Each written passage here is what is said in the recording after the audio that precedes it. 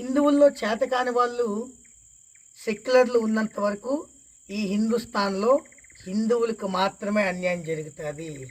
అది ఎంతవరకు అంటే, ఈ హిందుస్థాన్ సెక్యులర్ దేశంగా హిందువుల్ని మాత్రమే భ్రమలో పెట్టి ఇది సెక్యులర్ దేశంగా మనల్ని భ్రాంతి కలిగిస్తూ ఉంటారు. కానీ తెలియని విషయం ఏంటంటే ఇది ఎప్పటికీ సెక్యులర్ దేశం కాదు. దానికి మీకు చాలా మంచి సాక్షి మీకు చూపిస్తున్నాను. గుంటూరులో పట్టణంలో ఉన్నటువంటి ఒక చిన్న దేవాలయంలో అక్కడ ఉన్నటువంటి అర్చకులు ప్రసాదాన్ని నైవేద్యంగా పెట్టిన తర్వాత అక్కడకు ఆ గుడి దగ్గరికి వచ్చినటువంటి పిల్లలకి ఆ ప్రసాదాన్ని పెడుతున్నారు. అరే, పిల్లలకి ఆకలి తీరుస్తూ ఉంటే, పిల్లలకి ఆనందాన్ని ఇస్తూ ఉంటే, ఎవరైతే యొక్క మతోన్మాదులు ఉంటారో మేమే ప్రపంచానికి గొప్ప, ఈ ప్రపంచాన్ని మేమే ఏలాలి అని చెప్పి అనుకున్నటువంటి రెండు మతస్థులు ఎవరైతే ఉంటారో, ఈ ఎడారి మతాలు, ఆ ఎడారి మతానికి సంబంధించినటువంటి వ్యక్తులు చూడండి ఎలా కొడుతున్నారు.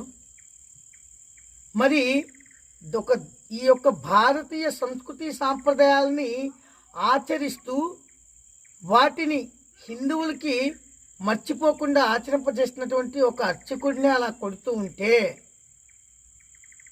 రాబోయే రోజుల్లో హిందువుల పరిస్థితి ఏమవుతుందో ఒక్కసారి ఆలోచించండి. మీరే హిందువులరా. అందుకే మీకు ప్రతిసారి చెప్తుంటాను, 2057 నాటికి మన హిందువుల పరిస్థితి చాలా ఘోరంగా ఉంటుంది అని చెప్పి.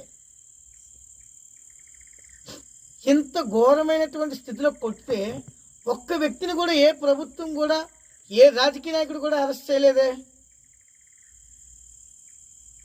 మరి తెలంగాణలో జరిగినటువంటి ఏదైతే ఆ బాలాజీ టెంపుల్ అనేటువంటి రంగనాయకుల పంతుల్ని కొడితే మాత్రం ఆ కొట్టకపోయినా కూడా కొట్టారని చెప్పి సృష్టించి అక్కడ వాళ్ళని అరెస్ట్ చేస్తారే. ఓహో, అంటే అక్కడ కొట్టిన వాళ్ళు హిందువులు కాబట్టి అరెస్ట్ చేసినా పెద్దగా ఎవరు ఏమనరని. ఇక్కడ కొట్టిన వాళ్ళు, గుంటూరులో కొట్టిన వాళ్ళు మాత్రం ముస్లిమ్స్ కాబట్టి వాళ్ళు తన్నుతారు ఒకవేళ కేసులు పెడితే. ఇది న్యాయం అన్నమాట. అంటే అక్కడ ఎవరైతే అక్కడ రంగనాయకులు అనేటటువంటి పంతులు ఎన్ని పాపాలు చేసినా కొట్టకూడదు. ఎందుకని? ఆయన ముడుపులు ఇస్తాడు కాబట్టి అక్కడ ముఖ్యమంత్రికి కానీ అక్కడ ఉన్నటువంటి రాజకీయ నాయకులకి. మరి ఇక్కడ ఉన్నటువంటి చిన్న దేవాలయం కదా, చిన్న పంతులు ఆయన పాపాలు చేయడు కాబట్టి ఎవరికి ముడుపులు ఇవ్వరు కాబట్టి అందుకే ఈయనకి న్యాయం జరగదనమాట.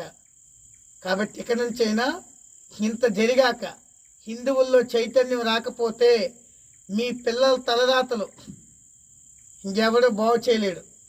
మీరేదో ఆస్తులు ఇచ్చేస్తున్నామని చెప్పి సంకలు గుద్దుకుంటే అది భ్రమ. కాబట్టి ఒక్కసారి కళ్ళు తెరవండి, హిందుత్వాన్ని రక్షించుకోండి. భారత్ మాతాకి జై.